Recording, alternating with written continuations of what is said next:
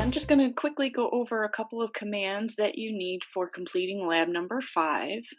Specifically, this has to do with working with sequences. And the first thing we'll talk about is how to list the exact and numerical values of terms in a sequence. The easiest way to have Mathematica calculate, the first 20 terms or 30 terms or however many you need is using the table command. So you can see that in the sample, I've asked for the first 10 terms of the sequence with this explicit definition. The format for the command is you're going to use the table command, put the expression for the sequence in the first spot with a comma, and then indicate what values n should take on. So if you want the first 10 terms, you're going to say 1 to 10.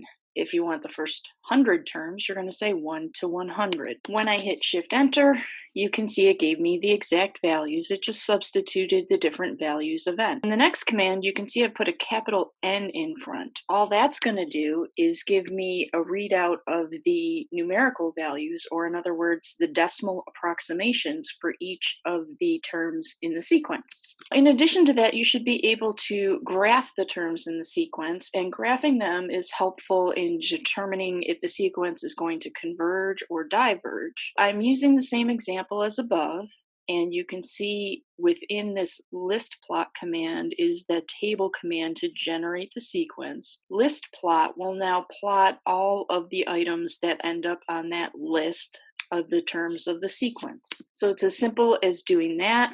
Shift Enter, and you can see I have a graph, and it does look like this particular sequence is going to converge because the values are getting closer and closer to 0. So that's all you really need to know to be able to complete this lab.